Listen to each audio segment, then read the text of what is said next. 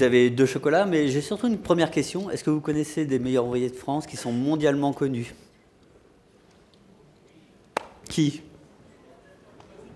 Ah, mondial, hein, au niveau mondial. Des gens qui ont une réussite qui est extraordinaire.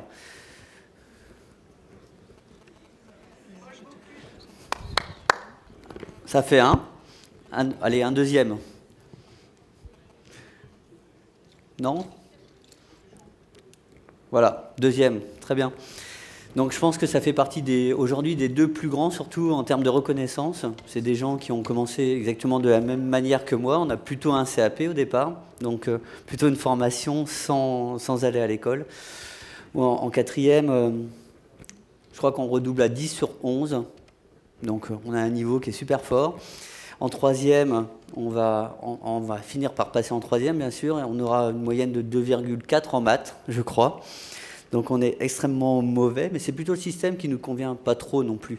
Donc ça sera juste, malgré tout, malgré ça, sans faire d'études, on s'aperçoit qu'on a des gens comme Rebuchon ou Bocuse qui sont des stars mondiales. Et ça, c'est plutôt pas mal au niveau de la reconnaissance en termes des métiers. Et le meilleur ouvrier de France a été créé en 1910 à la base pour justement essayer de revaloriser les métiers déjà de l'artisanat qui avaient déjà des problèmes il y a un siècle. Et finalement, un siècle plus tard, on a toujours les mêmes problèmes, mais bon, on a quelques grandes stars. Alors pour revenir sur les 2 chocolats, vous avez un petit chocolat carré qui s'appelle Tendresse, et l'autre, donc le délit qui est citron basilic. Je pense qu'il serait mieux de commencer à goûter le citron basilic qui est extrêmement pointu. Et là, je vais comprendre aussi grâce à Soulages et à Picasso. C'est que Soulages, par exemple, il fait des traits extrêmement simples et c'est une réussite qui est extraordinaire. Et Picasso a plutôt une vision qui est extrêmement globale, très très large. Et son univers est beaucoup plus complexe. Donc vous allez commencer par le citron basilic, le petit lingot.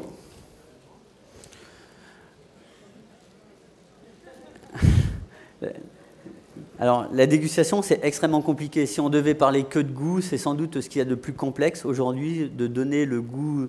Qu'est-ce qui est le goût du basilic, par exemple? C'est extrêmement compliqué d'arriver à comprendre. Donc c'est pour ça que je commence par le chocolat qui est plus pointu, et ensuite on reviendra sur un chocolat qui est un petit peu plus simple à comprendre, le praliné noisette. Je vous laisse goûter. Il faut quelques secondes quand même pour... Alors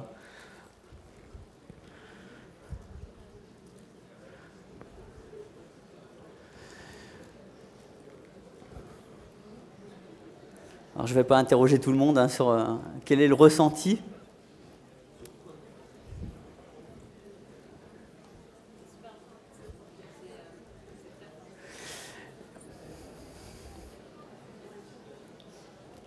C'est difficile d'arriver à mettre des mots sur un tout petit bonbon de chocolat. Et mon métier aujourd'hui, c'est on fait environ 10 millions de chocolats. Donc à chaque fois, on va être jugé sur chaque petit bonbon. Comme quand vous allez chez Ferrari acheter une voiture, on a exactement la même note.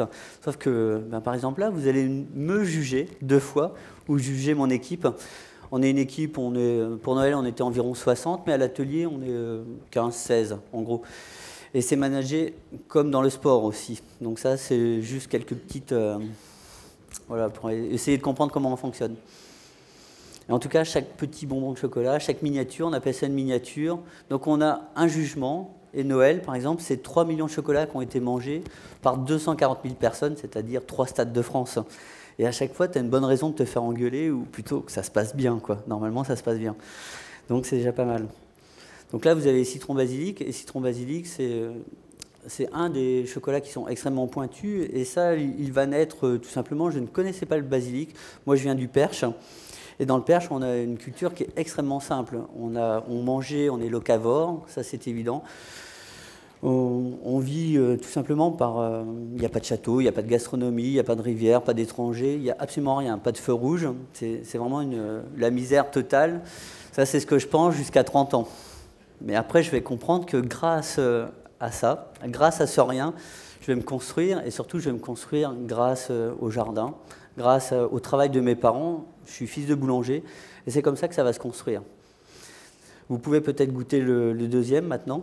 Donc, on a le droit de ne pas aimer le citron basilic, c'est quelque chose qui est un peu pointu. Moi, je considère que c'est un chocolat qui est vraiment pour les professionnels au départ, parce qu'en termes d'initiation, ça démarre super fort, c'est difficile.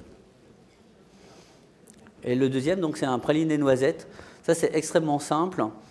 Du sucre caramélisé, des noisettes ou des amandes. Donc ça, on a 2 grands fruits secs.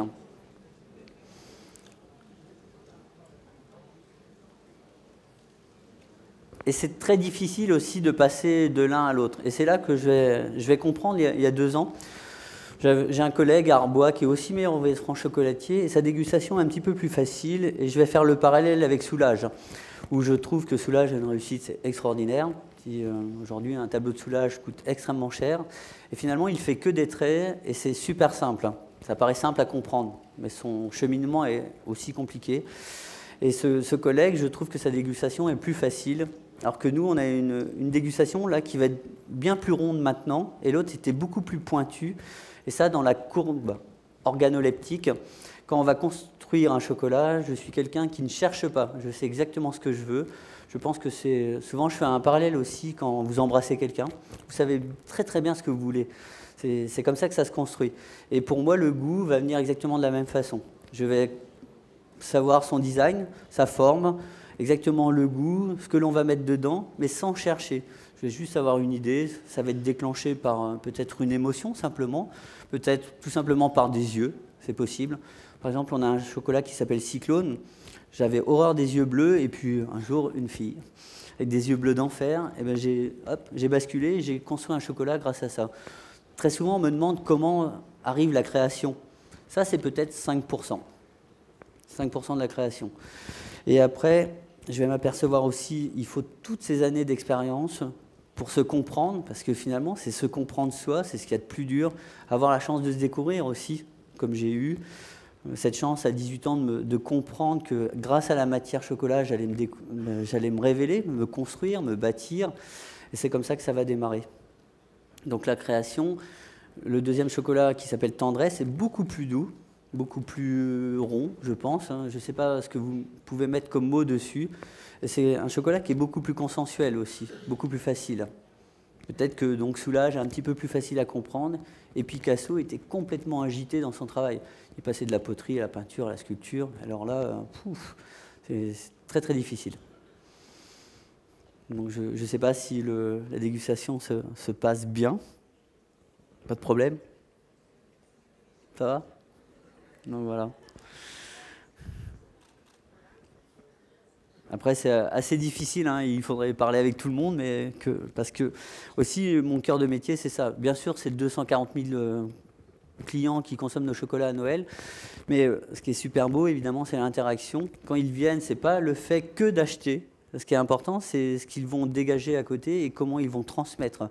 Et aujourd'hui, mon métier, c'est ça aussi, c'est la transmission. Alors non seulement, évidemment, bien sûr, il y a cette création, mais c'est comment on va déjà transmettre tout simplement des notions de terroir, peut-être, tout simplement, ou simplement du design, être beau, bon, et beaucoup d'instinct aussi. Parce que tout ce qui va se construire, je suis quelqu'un qui vient du sport mécanique, surtout au départ, de la moto, et tout est construit dans ce sens-là. Donc on est sur le fil tout le temps, aussi bien dans la physico-chimie que dans l'alchimie du goût. Alors l'alchimie, c'est comment on va créer le goût. Je pense que c'est comme ça qu'on peut le raisonner. Et surtout la physico-chimie, c'est comment, de l'alchimie du goût, comment on va la transformer en production. Parce que le cœur de mon métier, surtout, c'est de produire. C'est pas le tout de créer quelque chose, mais comment on va le passer en production. C'est la même chose dans la mécanique, par exemple, une voiture, comment on la crée et comment on va l'emmener jusqu'au client. Donc et c'est sans doute ce que vous aurez à faire demain, pour pas mal, quoi. Manager des équipes, diriger et puis et emmener le projet jusqu'au bout. Et ça, c'est sans doute une des choses les plus difficiles à faire, ordonnancer des tâches avec des hommes. Et aujourd'hui, c'est la chance que j'ai. Je ne pensais pas, j'ai jamais imaginé que je serais là aujourd'hui, ça c'est sûr, dans mon cursus. Mais avoir cette chance de pouvoir créer, développer et produire, c'est vraiment fantastique. Et c'est vraiment ce que mes clients me demandent aujourd'hui. J'ai quelques clients dans la salle que j'ai déjà vus. On va commencer le petit diaporama, si ça fonctionne. Ben voilà, c'est parfait. C'est que là? D'accord. Donc au départ, c'est cette première image, alors j'en ai déjà parlé un petit peu, mais donc je viens du Perche, cet environnement où il n'y a absolument rien, c'est vraiment, c'est presque comme le désert, mais sauf qu'on vit complètement en autarcie, et ça c'est cette chance que je vais découvrir, mais plutôt vers 30 ans, parce que évidemment j'ai toute ma période d'adolescent, ma période de gamin, ça c'est évident, où ben, je me fous de mes parents, je me fous de pas mal de choses, je fais surtout pas grand-chose. Et puis je vais avoir cette chance de faire cet apprentissage, où finalement, peut-être que d'enfant peu discipliné, je vais devenir extrêmement discipliné, et peut-être devenir carrément disciple de quelqu'un, ou peut-être aujourd'hui j'ai même des élèves qui deviennent des disciples, et ça c'est ce qui est le plus intéressant. Mais au départ, évidemment, tu es rebelle, et puis tes parents, ça, ils t'emmerdent, et ainsi de suite, l'école t'emmerde, tout t'emmerde, mais tu ne sais pas pourquoi finalement. Mais en tout cas, ça va démarrer dans ce lieu, et ça, je vais vraiment le comprendre très très tard. Après, une des grandes forces, et ça, il y a encore quelques temps, on me disait, par exemple, sur le goût, je n'ai pas besoin de travailler. C'est sans doute là où il y a le vrai talent, c'est que, évidemment, plus tu as de talent, plus on a tendance à le travailler, et je pense que demain, il faut vraiment travailler là où on est très très fort. Moi, je suis super mauvais dans certaines disciplines, et aujourd'hui, évidemment, je m'en écarte, je délègue vraiment ces disciplines, et je me concentre vraiment sur la discipline là où je suis bon. Et c'est bien plus facile, à partir du moment que tu construis tout autour de ce que tu es. Et c'est comme ça que ça va se passer au niveau de mon travail. Et ça, je vais comprendre très tardivement en faisant le premier livre. On a écrit 3 livres. Sur le premier livre, on va me poser la question sur le goût, où il est né. Et il est tout simplement né sur la table de la cuisine, chez mes parents. Et puis avec cette force de travail, mais ça venait tout simplement du jardin. Et puis ce qui était autour. Mais mon père a aussi accouché ma mère de ma petite sœur, par exemple. Ça, c'est pas mal. Donc on a aussi cette force où rien ne doit résister. Je considère que je suis vraiment un vrai Gaulois, quoi. Donc c'est avec une force. Il faut avoir un super mental, quel que soit le domaine aussi. Ça c'est évident. Se construire est ce qui est vraiment le plus complexe. Et donc là, la génétique a une part qui est capitale. Donc ça, c'est pour la partie d'où on vient. Après, j'en ai déjà un petit peu parlé, c'est la matière. C'est comment la matière, elle va me révéler. Jusqu'à 18 ans, donc je n'aimais pas le chocolat parce que cette malchance, à la campagne, on n'avait que du chocolat Poulain, par exemple, qui était extrêmement mauvais. Et évidemment, tu ne peux pas aimer quelque chose il y a peu de chance, même si aujourd'hui, on mange alors peu en France, on a une culture qui est assez extraordinaire grâce à des ouvriers d'exception, des paysans d'exception et des artisans souvent d'exception. On mange quand même super bien. Si vous allez aux États-Unis, c'est quand même un peu moins bien. On peut dire que par exemple en Écosse, on mange pas très bien, mais je suis à peine d'accord. Je trouve qu'ils ont aussi une notion de terroir qui est extrêmement forte. Mais c'est par la matière que je vais commencer à rentrer dans mon métier surtout, et le goût viendra ensuite. Et c'est grâce à cette matière, c'est elle qui va me révéler, c'est un coup de bol extraordinaire. Après, on est réellement comme on est, hein, ça c'est sûr. Le fait que la matière me révèle fait que si j'avais été chirurgien, j'aurais fait de la même façon. Ça c'est évident, je serais architecte de la même façon. Ça c'est sûr, on est comme on est, quoi. C'est même pas la peine d'aller bousculer cette génétique. On est vraiment forgé de cette façon, et j'en suis persuadé. Aujourd'hui, j'ai 2 filles. Je vois vraiment comment elles vivent. Alors leur chance ou leur malchance, c'est qu'elles vont sauter 3 générations d'un coup. Elles vont passer de ce fait où moi je ne connaissais que le jardin et cette notion de travail. Aujourd'hui, elles ont pris l'avion très très tôt. Elles ont été mangées dans les meilleures tables du monde, dans les plus grands musées. Elles ont une vision du monde globale, quoi. Je ne suis pas persuadé que ce sera plus facile que ma vie. Mais en tout cas, on a une vision qui est suffisamment large pour pouvoir parler de géopolitique, de parler de tout ce qui se passe, quoi. En tout cas, la matière sera vraiment ce qui va déclencher, et comment j'ai aussi le chef, à 18 ans, il va comprendre que j'ai certaines choses, certaines qualités, entre autres un espèce d'autisme aussi, cette capacité à reproduire des tâches à l'infini. J'ai cette chance, aujourd'hui, quand on fait 10 millions de bonbons, que l'on touche 25 fois, il faut être complètement cinglé, c'est évident, quoi. Mais après, que ce soit dans mon métier ou n'importe quel autre métier, vous serez toujours confronté à la même chose. Ça c'est évident. Donc la matière, elle sera essentielle pour se comprendre et pour créer. Mais ça, la création, elle va naître encore ensuite. Donc la matière, tout ça, c'est des photos de chocolat. C'est comment, au niveau des strates, comment ça se construit au niveau de la physico-chimie. Alors pour entrer dedans, vous avez 4 molécules qui sont hyper complexes, et 2 molécules surtout qui cristallisent, on va dire, en 3 minutes. On part d'un état chocolat liquide, que l'on fait chauffer plutôt à 50 degrés. On le refroidit à 27 degrés.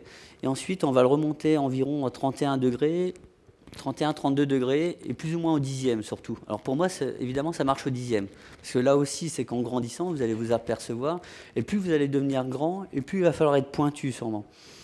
C'est même pas sûrement, c'est sûr. Si vous voulez réussir, il faut vraiment faut être hyper pointu. Et plus vous avez de talent, plus vous allez bosser, plus vous allez être pointu. Pour les musiciens, il faut jouer tous les jours. Sinon, au bout d'une journée, ton corps le ressent, que tu deviens mauvais. Au bout de 2 jours, c'est ton entourage. Au bout de 3 jours, ton public le ressent. Ça, c'est évident. Et par exemple, pour moi, il est évident que si tous les jours, je vais travailler, tout le temps, je consacre ma vie. C'est plutôt, ouais, j'en sais rien, mais c'est plutôt la vie, oui, elle est consacrée vraiment à la discipline. Ce qui va m'ouvrir toutes les portes du monde. Donc, la matière. Après, une fois qu'on a cette matière, évidemment, et qu'on commence à avoir cette maîtrise, il va y avoir toutes ces années d'apprentissage qui vont durer environ 12-13 ans à gauche ou à droite, de misère en misère, de galère en galère, parce que c'est super dur. C'est évident que quand j'ai commencé à 16 ans, je commençais à 2 h du matin. Et à 2 h du matin, quand tu as 16 ans, ça te fait, c'est pas simple, quoi. Mais j'avais ce côté de disciple, cette capacité aussi à cette discipline de respecter ce qu'on me disait. C'était 2 h du matin, tu commençais, et une fois dans ma vie, je suis arrivé en retard. Je me suis levé à 5h09, c'est comme si c'était hier matin. Je m'en rappelle encore, c'est une journée, ça a sans doute été la journée la plus longue de ma vie. Donc arriver à l'heure aussi, ces notions de timing, c'est capital, quoi. En Formule 1, quand il démarre, le Grand Prix démarre à telle heure et tu as intérêt d'être à l'heure, quoi. Sinon, tu loupes tout. Et je pense que toute la vie, elle est construite comme ça. C'est que si on a cette discipline, bon, on va être capable de se construire. Et là, sur la créativité, il est évident que, pour moi, ça démarre juste sur un petit bout de dessin. Je vais faire juste un petit crowbar parce que je vais beaucoup plus vite à construire des dessins, évidemment, qu'à le mettre en production. Aujourd'hui, les chantiers que l'on a, ça c'est des petits... Je ne sais pas si vous les voyez bien, ça va ? C'est des chantiers qui font moins de 10 grammes, donc c'est extrêmement long à mettre en place. Évidemment, nous avons des techniques traditionnelles, et puis demain, on va avoir de plus en plus de hautes technologies aussi qui vont rentrer dans notre métier. Ça, c'est la chance de grandir. Tout à l'heure, quelqu'un m'a posé la question. Le fait de grandir, en général, tu te casses la gueule. Plus tu grandis, et moins tu deviens bon. Mais chez moi, c'est un homme, une stratégie, et puis je suis sacrément têtu. Je veux bien grandir, mais qu'à une seule condition, c'est que le goût... Il n'y a pas de possibilité sur le goût de perdre de goût. Mais ça, il va falloir comprendre ce que c'est que tout l'univers qui nous entoure. Aujourd'hui, mon téléphone, c'est 800 numéros qui sont consacrés qu'aux fournisseurs. 200 fournisseurs qui sont évidemment très très proches, et sans eux, ça ne pourrait pas fonctionner. Et c'est parce que ce n'est pas le tout de faire ce dessin, mais c'est vraiment le passer en production. Et je pense que ça, c'est fondamental. C'est comment tu vas jusqu'au bout des choses, quoi. Je pense que c'est assez facile chez vous. Vous avez un frigo, et peut-être qu'il faut manger tout simplement. Alors on peut l'acheter tout fait. Donc soit vous avez Robuchon ou Bocuse qu'on réfléchit pour vous et qu'on fait avancer le truc, ou alors vous êtes capable de commencer à gérer cet univers. Donc ça, c'est le début de la création. Là, ça, c'est une thématique sur la Saint-Valentin qui va arriver là prochainement. On n'avait pas fini La vie de grand froid, que vous verrez ensuite, qui était un travail sur l'hiver, que déjà, hop, ça venait. Mais par contre, il faut vraiment le mettre en application. Et ça demande un temps, c'est extrêmement long. Le développement d'un sujet est très très long. Alors, on peut aussi le développer, évidemment, avec d'autres technologies, qui est la 3D. Alors ici, on ne vous le fait pas tourner, mais ça, c'est un œuf qui est tout simplement en structure, en tube. Ces tubes, pour ceux qui ont la chance d'avoir été à la Madeleine, on est carrément rentré dans la structure et dans la sculpture. Donc là, aujourd'hui, mon travail aussi, et le travail de demain, c'est à nouveau d'incorporer ces nouvelles technologies. Mais il faut imaginer que moi, l'école, c'était il y a 30 ans, donc cette nouvelle technologie, on ne l'avait pas, quoi. C'est quelque chose qui n'est pas inné. Alors par contre, je veux absolument avoir l'outil qui fait... et donner à un collaborateur qui est capable de faire ça. Aujourd'hui, je suis pas mal aidé par le design, et entre autres de chez Renault. Après, évidemment, pour faire tout ce que l'on fait, il nous faut un lieu. Et alors moi, j'ai quand même plutôt une chance assez extraordinaire, c'est qu'on a un lieu, la chance, ça se crée, ça c'est évident. On a un lieu qui est exceptionnel. Et je pense que pour bien jouer au foot, pour bien faire tout ce que l'on fait, évidemment, si on respecte le lieu où on est, Et évidemment, on va mieux apprendre, on va mieux construire, on va encore une fois mieux bâtir. Et on a un atelier qui est extrêmement grand. Et quand j'ai commencé sur la table de la cuisine chez mes parents. J'ai gagné une Coupe du Monde. Ensuite, je vais devenir meilleur ouvrier de France avec mon premier magasin à Sceaux, où là, je travaille 600 heures par mois. C'est un truc. J'ai une capacité aussi à faire la sieste et travailler 4 heures, c'est-à-dire dormir 20 minutes et ensuite pouvoir produire, ce qui tue tout le monde. C'est l'enfer, mais bon, je suis constitué comme ça.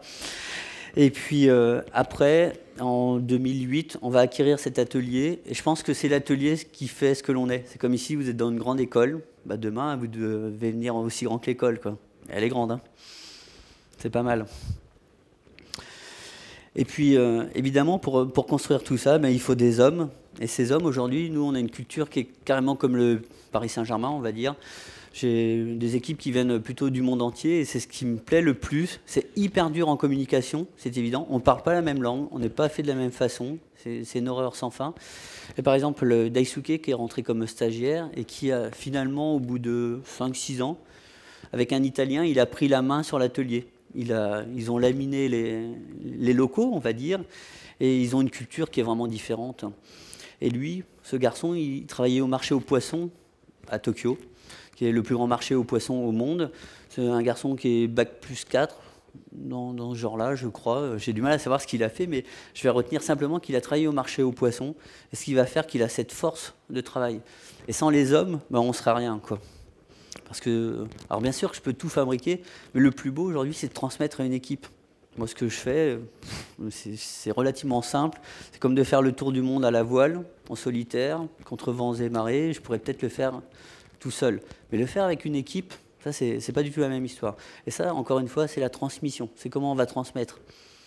Et par exemple, avec Daisuke, j'ai scindé l'atelier en deux. Vous avez la partie création qui est aller chercher les matières premières, du végétal jusqu'à la recette, quand on va mixer la recette. C'est un peu comme quand on fait la mayonnaise. Et à partir de la mayonnaise, on va dire que, en théorie, Daisuke devrait prendre toute la partie design, ce qui va faire que c'est bien carré, que ça va bien rentrer dans les boîtes, qu'on va être capable de livrer au magasin correctement et surtout de livrer les clients correctement. Donc, ils ont tous des importances fondamentales. Aujourd'hui, là, on voit une photo, on est sur un travail qui est extrêmement manuel. On vient intégrer une amande à l'intérieur d'un instinct, c'est un petit rocher praliné, et ça, pour aller mettre chaque amande dedans, vous imaginez le travail que c'est, quoi. Et on est en France, et socialement, c'est pas trop intéressant. Mais qu'importe, il faut absolument qu'on soit capable de produire ça, parce que c'est tout simplement exceptionnel. Et là, quand vous avez une armée de garçons qui posent, on a plutôt que des garçons à l'atelier. Pour les filles, c'est extrêmement dur. Alors pourquoi, j'en sais rien. On a eu une période où on n'avait que des filles, et puis en ce moment, on est sur un cycle garçon. Je suis pourtant persuadé que ça sera une fille qui prendra le pouvoir. Parce que les garçons, c'est pas très dur à gérer, hein. Ils ont des trucs fragiles, hein. Je vais passer le détail. Donc là, on a toujours ces amandes que l'on vient planter, et quand vous créez un chocolat comme ça, finalement, c'est extrêmement simple, mais c'est complètement débile dans le sens de production. Parce que mettre une amande de travers dans un carré qui fait 21 par 21 et une amande qui a un énorme calibre, qui est grosse, c'est vraiment difficile. Parce qu'après, il va falloir découper. Et pour découper ces petites bouchées, maintenant, on a rentré une nouvelle technologie qui est au jet d'eau. Et donc, on est capable de venir couper vraiment à condition que ce soit bien positionné et de venir couper tout autour. Et le jet d'eau est piloté par informatique, par Daisuke. Et là, on est capable de découper tout autour des amandes. Et c'est là où on va intégrer de la nouvelle technologie qui n'a aucune incidence finalement sur le goût. Un goût qui est juste et propre. Ça, c'est l'instinct, ou les instincts plutôt, où effectivement, donc, on vient rentrer soit des noisettes, soit des amandes, ou tout simplement le premier chocolat que j'ai fabriqué sur la table de la cuisine. On va passer un peu plus vite. Après, nous avons l'Amazone. Et l'Amazone, ça a sans doute été la révélation. En 1994, je gagne une Coupe du Monde.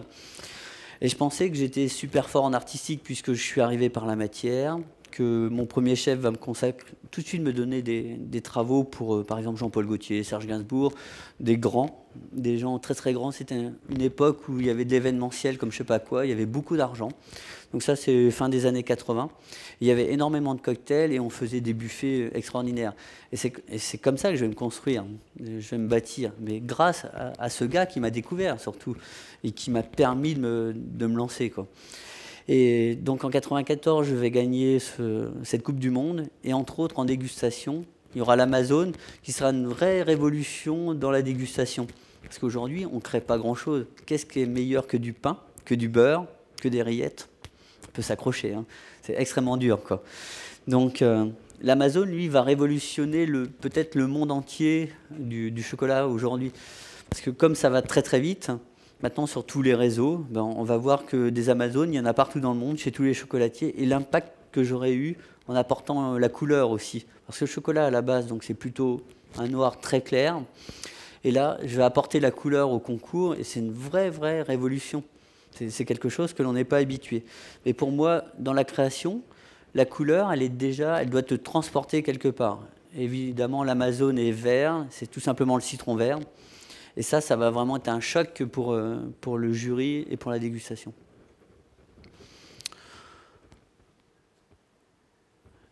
Donc, évidemment, pour créer aussi, une chose qui est essentielle, c'est le business, quoi. On est bien obligé de vendre.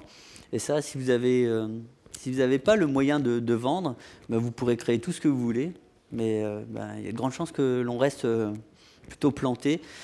Et évidemment, ça va passer par la présentation, par l'esthétique, et ça, c'est fondamental aussi. Mais c'est quelque chose que l'on a, je crois que c'est Yves Saint-Laurent qui disait aussi, entre l'instinct et le goût, avoir le goût des choses, ben ça, c'est pareil, c'est fondamental. Et on a tous notre façon de s'habiller, on a tous un regard. Et ça, c'est capital. Comment on va présenter? Et ce que j'essaie aussi de transmettre, c'est que on ne vend surtout pas un truc qu'on n'aurait pas envie de vendre, qu'on n'aurait pas envie d'acheter. Et ça, c'est fondamental. Mais là, on est sur le rapport avec les clients. Évidemment, si c'est beau, il y a quand même plus de chances. Et très souvent, on choisit quelqu'un par la gueule aussi. Et en amour, c'est un peu comme ça aussi, au départ. Donc, la création aussi, elle va aller extrêmement loin. Par exemple, là, sur ces chocolats, c'est la vie de grand froid qui était pour la période de l'hiver. Et là, techniquement, ça devient de plus en plus compliqué. Aujourd'hui, je veux que mon métier, on s'élève au niveau artistique, qu'on s'élève dans la technologie, qu'on s'élève dans tout, qu'on ait encore plus de goût. Et par exemple, sur ces 4 chocolats, on a 4 chocolats, par exemple, celui que ça marche comment ça? À droite, tout à droite, on a l'empereur. Et lui, je voulais tout simplement en création, j'ai dû expliquer à un japonais que c'était un empereur, mais l'empereur, le pingouin, quoi, l'espèce de bestiole, là. Et pour arriver à lui faire rentrer ça dans la tête et le transformer en termes de design, c'est loin d'être simple. Et à l'intérieur, évidemment, puisque j'ai la chance de travailler avec un japonais, je lui ai dit, je savais exactement le goût que je voulais, puisque c'est ancré, c'est là. Je lui ai dit, on va faire une cuisson de riz, mais japonaise, comme on cuit du riz japonais, sauf que c'était pas avec du riz japonais. Et là, pour le coup, ça lui a posé un vrai problème. On est retourné vers l'empereur, plutôt essayer de retrouver ce qui est peut-être quelque chose de design, comme l'Amazone. Et là, on a pris du riz noir qui vient de Camargue, et ça lui posait un énorme problème. C'était quelque chose pas pensable dans son idée, quoi. Cuire de façon japonaise un riz, parce qu'eux, ils ne consomment que leur riz, quoi. Où je vis avec un Italien, il prend sa douche qu'avec de l'eau qui vient d'Italie. Sinon, il vit à Paris. Je ne vous dis pas comment c'est simple. Mais ils sont infernales. Ou infernaux, je ne sais pas. Après, vous avez le bleu super pétant. Alors, 2 choses. Soit, pour moi, ça représente vraiment la banquise, cette notion de banquise, et toujours sur le travail du froid. Et là, on est à l'intérieur, c'est une gelée de menthe avec 2 ganaches, 3 couches à l'intérieur. Et ça, pareil, hein, techniquement, c'est hyper complexe. Ça fait 8 mm d'épaisseur. On vient incorporer 3 couches. C'est environ 25 étapes successives pour arriver à construire ces chocolats. Et ça aussi, c'est assez fantastique, à pouvoir les mettre en valeur et à construire. Toujours penser comment on va les produire. C'est pas le tout de faire un truc qui est beau. À côté, on a Chiso Rhubarbe aussi. Alors toujours cette culture, forcément, puisque je vis à côté d'eux, on vit tout le temps ensemble. Shiso, c'est une espèce de plante aromatique qui vient du Japon. On reçoit les feuilles l'une sur l'autre, et là, on fait une infusion avec une ganache aux œufs, comme sur le citron basilic. Donc quelque chose qui est extrêmement pointu. Et à gauche, on a un caramel avec une baie qui vient du Cambodge. Et ça, c'est pareil, grâce à mon métier. J'ai 43 pays à mon actif, sans parler un mot d'anglais. Et c'est le voyage qui va former aussi tout ce goût et développer cette créativité.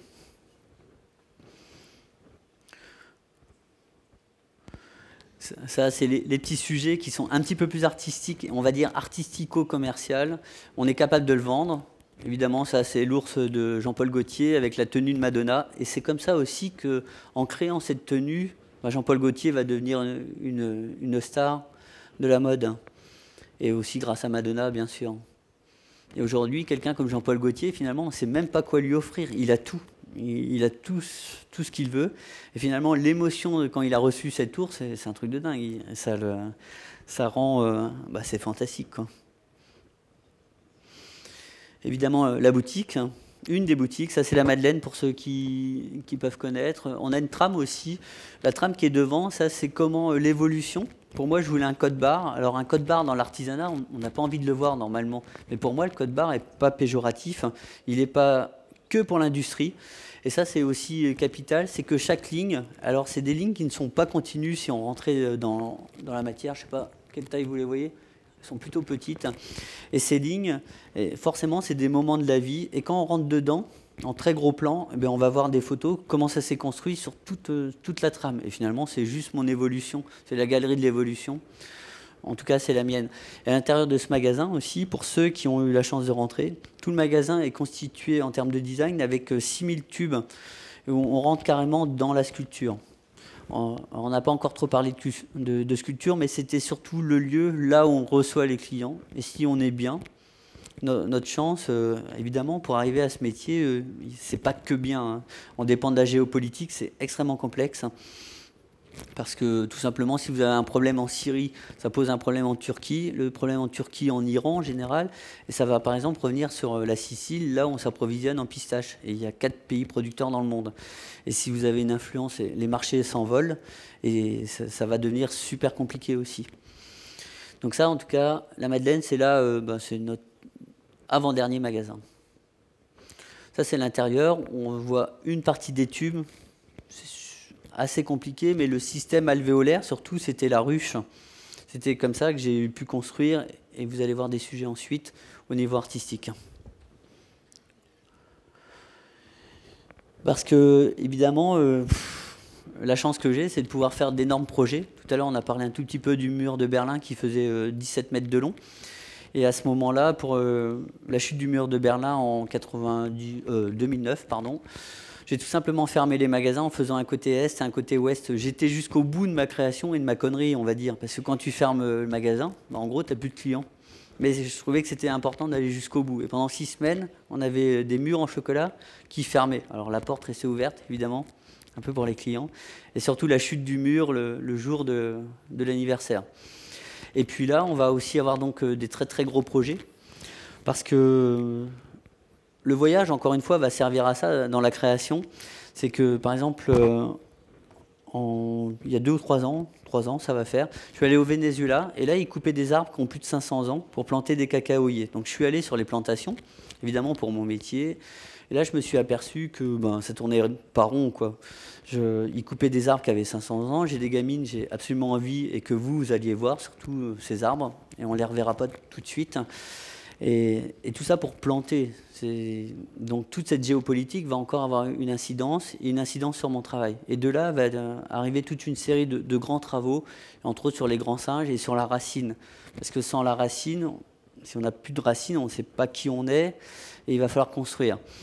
Et l'éléphant fait partie aussi, quand je vois le roi d'Espagne qui va à la chasse à l'éléphant dans un couloir, c'est un peu compliqué. Et après, chacun a le droit à sa vie, quoi.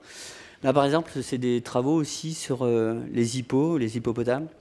Parce que plus ça va et plus le désert avance aussi. Et eux, ils vont finir par mourir. Moi, je suis quelqu'un qui aime le mauvais temps. Je devrais plutôt, je parle pas anglais, mais je devrais plutôt vivre à Londres. J'aime ce temps pluvieux, parce que déjà on vend plus de chocolat. Au niveau du commerce, ça aussi c'est une influence, où on habite. C'est vraiment capital.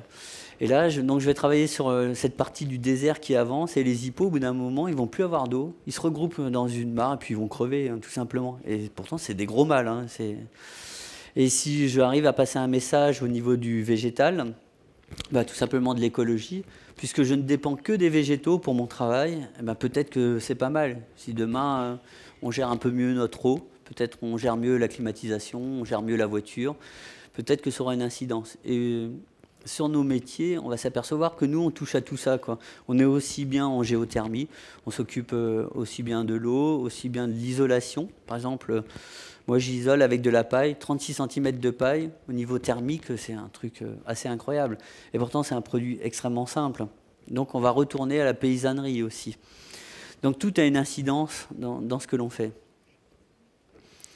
Évidemment, les grands singes, bon ben ça, si un jour on a la chance d'en voir à l'état naturel, c'est extrêmement compliqué. C'est le prochain voyage, Kinshasa, mais bon, il y a le M23, on est en guerre, c'est extrêmement compliqué.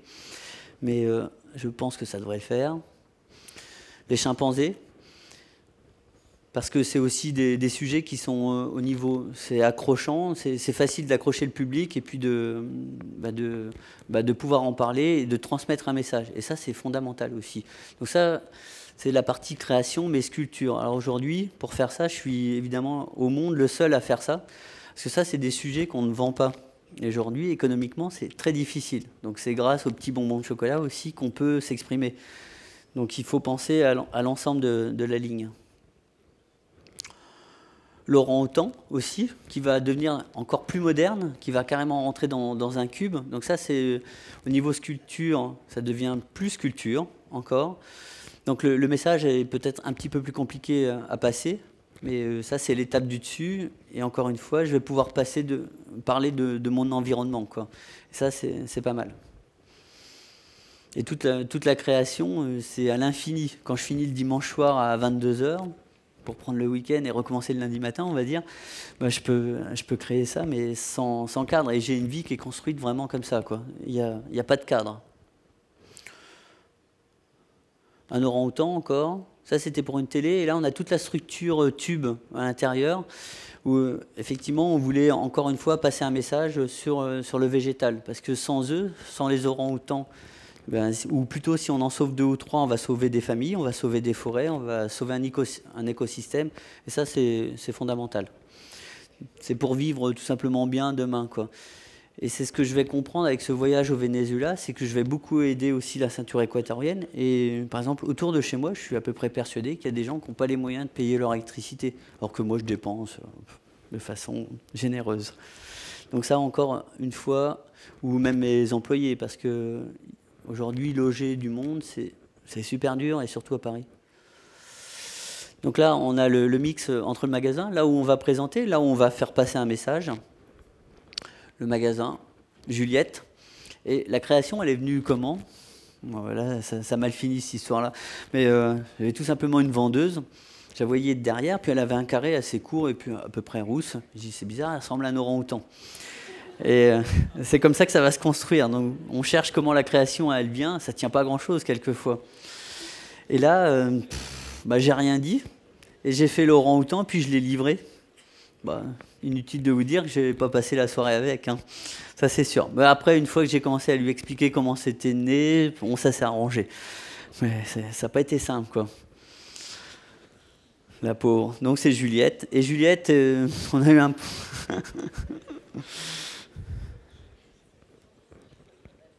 Le mur de Berlin. Donc ça, pareil, passer un message aussi parce que c'était extrêmement compliqué, cette construction du mur. Et grâce à notre métier, évidemment, on peut tout revendiquer, tout construire, tout bâtir. Donc là, on est carrément bâtisseur. C'est des murs qui faisaient jusqu'à 2,40 m.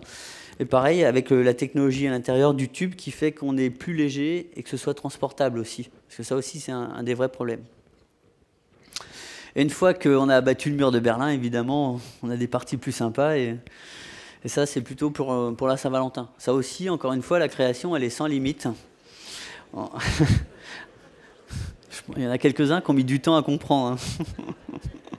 Il faut faire attention. Au Japon, ils ont sorti vous avez des vêtements où carrément vous avez les fesses qui sont dessinées en imprimé sur là, ça vient de sortir. Je ne sais pas si vous avez vu.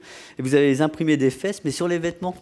Et tu peux te poser pas mal de questions, quoi. Le Japon est très très en avance sur la création, sur le développement et surtout comment porter la mode.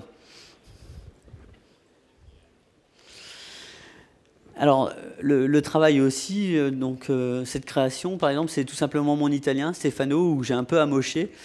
Mais au cours de ce travail sur la sculpture, j'ai tout simplement pensé qu'il était temps d'arrêter, parce que aussi c'est capital d'arrêter au bon moment quand on fait de la sculpture, sinon on savonne, et ça c'est un vrai problème. Donc là, c'est un peu moins figuratif, mais ça lui ressemble bien. Et de là, surtout, mon univers, c'est comment on va essayer de sauvegarder ça aussi. Parce que tout ce travail, cette notion de travail, il n'y a rien de plus important comme valeur chez moi, c'est la notion qu'est le travail, quoi. Et aujourd'hui, on fait des pièces qui sont en métal. Et donc ça, c'est vraiment la suite de mon travail. Non seulement ça se mange au départ, ensuite ça se fait voir, et puis surtout, demain, on va essayer de pérenniser cet environnement, aussi bien la sculpture et peut-être les jardins. Le jardin où, par exemple, j'ai acheté des amandiers aussi, des dizaines d'hectares dans le sud de la France pour tout simplement avoir ma matière première. Donc, on peut créer et à la fois préserver. Et les grandes marques, aujourd'hui, ont tendance aussi à faire ça. Ils préservent un peu d'artisanat, à la fois, ils en bouffent pas mal. Donc, et l'équitable est un peu compliqué. Harold, ça sera une des pièces pour le concours. Qui vaut 20 points sur 200 au concours. C'est 6 mois. J'ai travaillé pendant 6 mois dessus, mais j'avais en plus mon activité. Et cette pièce aura une incidence aussi capitale dans ma vie de sculpteur d'aujourd'hui, parce que c'est sans doute le travail de demain. C'est comment je vais transmettre et pérenniser et encore garder. Et quand j'ai fait cette pièce dans la fonderie qui s'appelle Sus, Sus, c'est là où on fait Giacometti et Brancusi. Ça, c'était en 2000. Je pense que mon premier musée, moi, je l'ai vu à 26 ans. Truc dans le genre, on a un peu de mal à savoir. Et quand ils m'ont posé Harold au milieu de Brancusi et Giacometti, de chaque côté, c'était 10 millions de dollars. Et je ne savais même pas qui ils étaient, tout simplement. Et ça, si tu sais pas, tu sais pas. Bon, aujourd'hui, je sais. J'aurais peut-être dû acheter ces pièces, ça vaut 13 ans plus tard, la dernière a fait 78 millions. Donc, quelquefois, il faut peut-être spéculer sur le marché de l'art, c'est pas mal. Dans ça, c'était Harold. Et là, ce qui est essentiel aussi, alors non seulement peut-être qu'on a parlé un petit peu du goût, et ce qui est un vrai talent de l'avoir sans le travailler, et j'ai sans doute une deuxième chose, c'est la vue en 3 dimensions, c'est comment on est fait, et ça c'est aussi, c'est plus facile. Et Harold, là c'était encore plus simple, le modèle c'était moi. Donc en termes de création, après, ça peut aller beaucoup plus loin, où on est abstrait, où l'éléphant devient complètement... il a été fait avec une base d'œuf, en restant un peu chocolatier, et puis avec ce système de structure de tube, où avec un tube en étant creux, on est extrêmement puissant. Et là, on travaille sur les forces, et ça, c'est assez fondamental aussi. Avec différentes peaux. L'autre d'avant, il était en alu brut, et aujourd'hui, on peut aussi travailler en alu qui est polymiroir, mais par contre, ça demande plus de travail. Donc ça coûte plus cher, mais aujourd'hui, encore quelques fonderies en France arrivent à faire ça. Il en reste plus que 10. Donc c'est aussi des métiers qui sont voués quasiment à disparaître. Bon, et puis ça, c'est tout simplement, quand on fait les truffes, on finit comme ça en général. Et heureusement qu'on ne fait pas des truffes à 550 parce que ça finirait franchement mal. Hein. C'est le moment plutôt de jouer un peu. Et est née cette photo qui est une photo qui est extrêmement forte. Je ne suis pas sûr d'avoir l'idée d'en créer tout le temps comme ça. Mais nous, on finissait comme ça. Et si vous aviez une fille, évidemment, quand tu t'occupes de quelqu'un, vous aviez les yeux qui pètent comme je ne sais pas quoi dans le cacao poudre. Et ça, c'est magnifique, quoi. Et c'est comme ça qu'est née aussi l'idée de cette photo, où là, c'est plus de 2 heures avec du chocolat où il fait bien froid, à gérer sa température, et puis être capable de retranscrire, et ça fera évidemment la page d'un livre. Et voilà. Ça, c'est tout simplement sur la partie création. Après, on pourrait... chaque sujet se développe, c'est évident, mais... le plus important, c'est de savoir si vous avez des questions maintenant.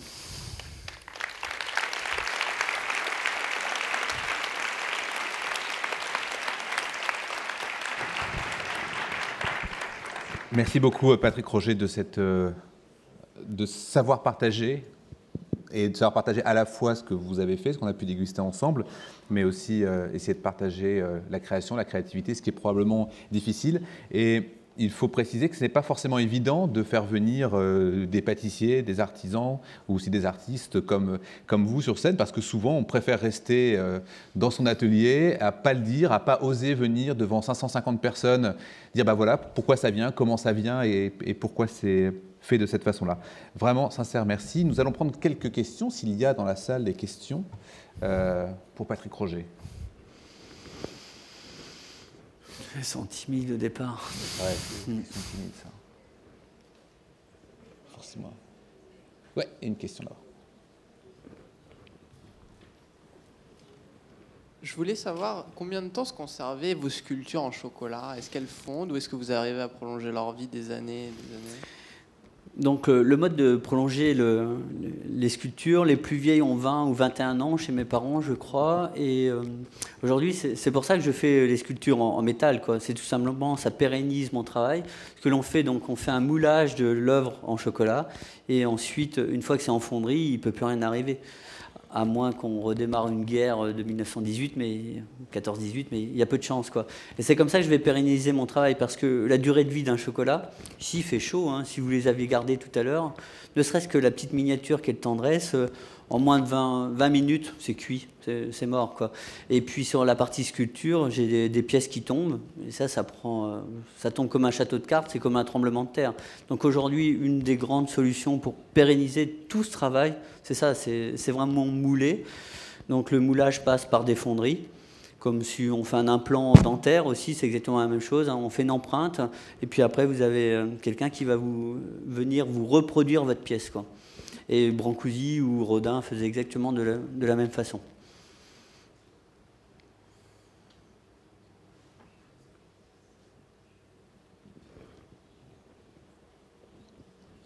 Demain, si vous avez une boutique à ouvrir, elle s'ouvre où?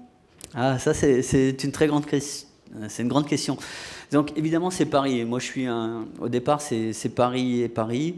Je suis quelqu'un qui n'aimait pas Paris jusqu'à peut-être 30 ans, hein, et aujourd'hui je ne rêve que d'une chose, c'est d'avoir des Parisiens, des Parisiennes, encore plus de Parisiens. Mais demain c'est possible que ce soit Londres. Mais c'est loin d'être simple. L'expérience de Bruxelles, où on parle la même langue finalement, mais on ne se comprend pas du tout et ça ne fonctionne pas bien. On n'a pas du tout la même culture. Il n'y a rien de plus exigeant qu'un Parisien. Le plus chiant, on est au summum de notre art, quoi. On est super fort. On a une critique qui est hyper dure, tout simplement parce qu'on était super bon, tout simplement. Donc après, aller transmettre plus loin et avec le même niveau de qualité, surtout. Aujourd'hui, tous mes collègues. Alors, j'ai pas dit, mais je suis sans doute le dernier indépendant qui joue surtout dans la cour des grands, indépendant financièrement. C'est que j'ai un système de prêts de banque traditionnel, comme quand vous achetez un appartement. Et aujourd'hui, tous les groupes qui sont en face sont monstrueux. Soit ils ont une compagnie aérienne, soit c'est très gros, des gros groupes, quoi. Donc, peut-être Londres, mais peut-être que ça sera Istanbul. Mais je ne sais pas du tout. C'est sûr aussi, c'est que les pays qui sont émergents, qui sont les plus prometteurs, sont plutôt des pays chauds. Donc c'est un peu antithèse avec mon métier. J'ai un garçon qui est mieux au nord de la Loire qu'au sud. Donc on verra. Mais Londres serait... J'ai quand même le sentiment que c'est une ville qui est un peu plus moderne que Paris. Mais après, c'est pas parce que vous avez 400 000 ou 500 000 Français que vous allez vivre. C'est beaucoup plus compliqué que ça. Donc la sociologie, elle est fondamentale.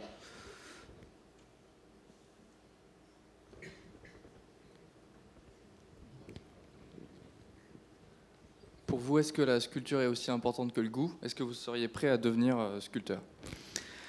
Alors, déjà, j'ai du mal à revendiquer le côté artistique, mais c'est sûr que je suis artiste, c'est évident.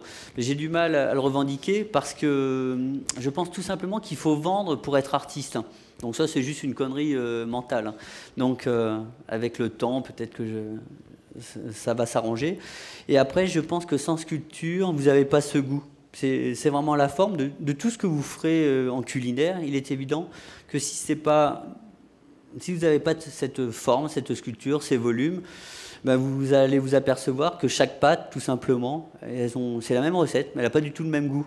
Et ça aussi, encore une fois, la notion du volume est fondamentale. Donc demain, ça sera encore plus d'art, encore plus de technique, et peut-être qu'à un demi-millimètre près, le goût est vraiment différent. C'est pas peut-être, c'est sûr. Donc demain, encore plus de sculpture. Est-ce que je deviendrai sculpteur j'en sais fichera rien, mais on verra. Ça passera par des ventes ou pas de ventes. Plein sont morts sans vendre. Donc, en tout cas, j'ai un sacré bazar, ça c'est sûr. Moi, j'avais une question un peu plus pratique sur votre emploi du temps. Enfin, je veux dire, est-ce que c'est pas trop difficile de continuer à sculpter vous-même et à continuer à exercer votre passion tout en gérant vos boutiques, votre développement, votre personnel et surtout si vous avez un mode de fonctionnement comme des prêts et tout ça qui demande sûrement de gérer ça de très près. Est-ce que vous arrivez à...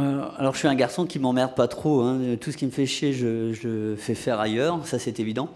Donc sur la gestion de mon temps, je fais que ce qui me plaît, en gros. Alors il y a pas mal de choses qui me plaisent, hein. J'aime être avec vous, ça c'est évident, j'aime être avec mes clients, j'aime même une banque, hein. J'aime leur tortiller le cou pour avoir un emprunt qui est au bon taux et tout ça. J'aime évidemment développer, j'aime produire, mais je fais tout de la même façon. Et surtout, je ne fais pas quelque chose que j'ai pas envie de faire. Donc ça, c'est une des grandes chances que j'ai. Et c'est sans doute, c'est grâce à ce métier.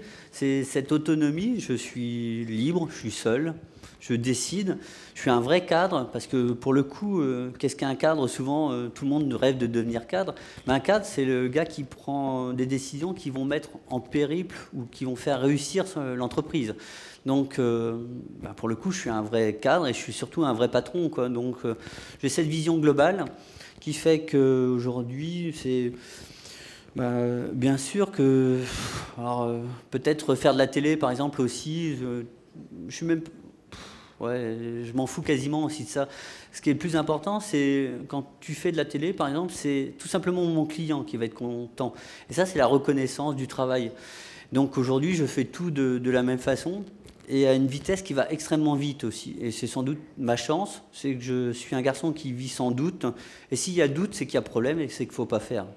Et par exemple, acheter la Madeleine, qui est un délire total au niveau du loyer, au niveau de l'acquisition, j'avais aucun doute. Je savais depuis longtemps que je voulais ce magasin, ou le dernier qui est Place Saint-Sulpice.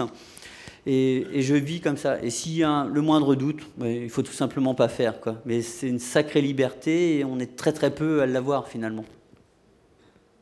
Par rapport à l'inspiration, est-ce que vous goûtez ce que font vos collègues ou vos concurrents? Est-ce qu'il y a une différence par rapport... Enfin, quand vous êtes apprenti, vous cherchez à goûter beaucoup de choses pour voir ce qui se fait et après, vous cherchez à avoir votre propre inspiration en étant indépendant des autres? Est-ce que vous continuez à beaucoup voir ce que font les autres? Non, alors, comme j'ai déjà dit, je suis quelqu'un qui ne cherche pas et surtout, je ne goûte pas ce que les autres font. Je reste sur mes fondamentaux qui, aujourd'hui, sont cette notion de terroir, cette génétique, comment je l'ai acquis de naissance, tout simplement. Que les autres font, ça m'intéresse, mais vraiment pas du tout, quoi. Et si après, quelque chose est réellement bon, en théorie, ça finira... Tout finit par venir à l'atelier directement. J'ai même pas besoin de me déplacer. Ça vient plutôt dans ce sens-là, mais par exemple, si on prend le cas de Pierre Armé, évidemment, il n'y a qu'un truc qui m'intéresse, c'est un flanc, quoi. Quand il fait un flanc, s'il est fait de façon magnifique, c'est extraordinaire. Après, le reste, je m'en fous. Je trace ma voie et j'ai déjà bien assez de problèmes avec moi-même. Donc, si je commence à m'occuper de tout ce qui se passe autour, ça devient compliqué. Donc non, je reste complètement enfermé sur ma discipline. Est-ce que vous vous définissez plus comme un entrepreneur ou comme un artiste? Parce que dans votre discours, il y avait les deux aspects, il y avait l'expression artistique, et d'un autre côté, il y avait le côté plus terre-à-terre, marketing, tout ça. Donc comment est-ce que vous vous situez par rapport à ça? Bon, je me situe tout simplement, aujourd'hui j'ai 40-50 personnes à faire vivre, 200 fournisseurs, donc, mais ça j'ai cette notion de patron, c'est évident, où je suis né comme ça. Je ne suis pas fait pour être que chef par exemple, j'ai besoin de gérer l'argent, de savoir où on va la mettre, comment on dépense et comment on fait avancer le truc. Parce que la raison de l'argent, ça sert à quoi? C'est juste à faire avancer un truc où tu sais pas après quoi tu cours, hein, finalement. Ça, c'est ce que me posent souvent les garçons à l'atelier. mais avec une vision qui est hyper artistique. Donc c'est quelque chose qu'on n'aime pas, mais Yves Saint Laurent et Pierre Berger fonctionnaient ensemble parce qu'il y en avait un qui était que artistique et l'autre plus business, sans doute. Mais moi, j'englobe les deux. C'est juste, je pense que le chocolat est... que ce soit le chocolat ou quoi que l'on fasse, de toute façon, ne doit être qu'un prétexte à faire avancer la vie, à faire avancer les autres, à vous faire avancer aussi. Je pense que c'est ça le plus important. Le reste que j'ai... Alors ça paraît difficile à dire, mais si j'ai 2000 € de plus ou de moins, on s'en fout, quoi. Surtout, ça ne fonctionne pas comme ça. Aujourd'hui, on a un petit atelier qui dépense 40 000 € par jour. Donc... ça commence à piquer sérieusement. Donc c'est pas mon problème local. Moi, les impôts sur le revenu, je m'en fous, royalement. Par contre, l'URSSAF, qui est socialement, où là, ça cogne, mais super fort. Ça, c'est plus difficile. Et surtout, ce que j'accepte le moins en tant que chef d'entreprise aujourd'hui, c'est qu'on baisse ses salaires, par exemple. Refiscalisation des heures supplémentaires, c'est un drame pour l'ensemble, 9 millions de personnes qui sont touchées là-dessus. Donc ça, je suis plus attentif à ça. Que moi, on me pique, de toute façon, que je paye tout ce que l'on paye, on s'en fout, quoi. C'est pas trop grave, quoi. Donc j'ai une vision qui reste extrêmement artistique, mais j'ai les pieds sacrément dans la terre, ça c'est évident. C'est quoi votre chocolat préféré? Le chocolat préféré... Il n'y a pas un chocolat qui va au magasin sans que je puisse pas le manger par 10, par 20 ou 30. Tout à l'heure, je n'ai pas répondu, mais je mange entre 50 et 100 chocolats par jour au moins. Et je dois goûter à toutes les étapes, quoi. Et si je n'ai pas cette capacité de consommer beaucoup, c'est qu'il y a un problème, donc il y a un doute.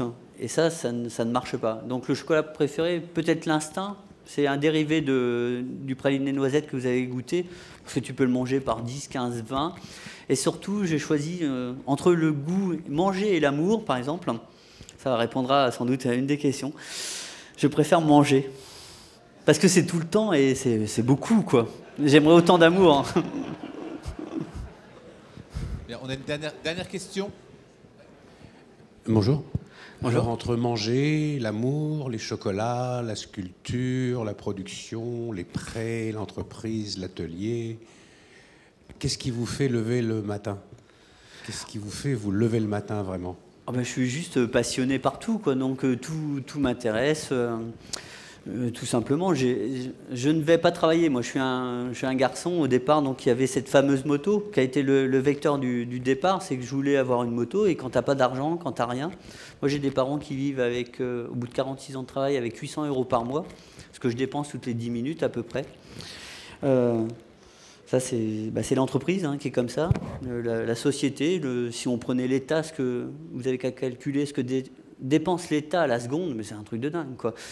Et ce qui me fait élever, c'est juste que je suis passionné. Et cette transmission aux autres, c'est ce qu'il y a de plus important, de pouvoir transmettre de l'envie, du bonheur, de rendre les gens heureux. Bien sûr qu'il y a tout un tas de merde autour, très compliqué. Entre autres, les avocats, les flics. Dans l'ordre, pour moi, c'est les flics qui m'emmerdent sérieusement. Ils m'empêchent parce que j'ai cette vocation à aller très très vite. Et c'est comme ça, je suis créé comme ça. Ensuite, les avocats, il y en a 22 000 à Paris qui nous attaquent de toutes parts, qui me posent plein de problèmes. Et puis après, l'immobilier qui va m'empêcher de développer ce que l'on crée, quoi. Mais aujourd'hui, je passe outre ça et on a réussi à acheter 2 endroits les plus beaux de Paris, quoi. Mais évidemment, c'est parce que j'ai une conception très simple. Aujourd'hui, je suis encore capable de vivre, j'ai une maison, mais je suis capable de vivre dans 3 mètres carrés. Et ça, c'est extrêmement rassurant, quoi. Et demain, de continuer à créer, développer, rechercher, produire, il n'y a rien de plus fantastique, quoi. C'est ça la France. Moi, je me donne la chair de poule tout seul. Moi, je suis à moitié con, mais je pense que c'est ce qui est le plus important. Et surtout, ce que je vous demande demain, c'est ça, c'est de garder votre liberté. Et puis, allez-y, faut taper dedans, avancer. C'est pas forcément ailleurs. Bien sûr que tout est beau, ça paraît plus rose, mais on a un sacré pays, quoi. On est un peu feignant, certes.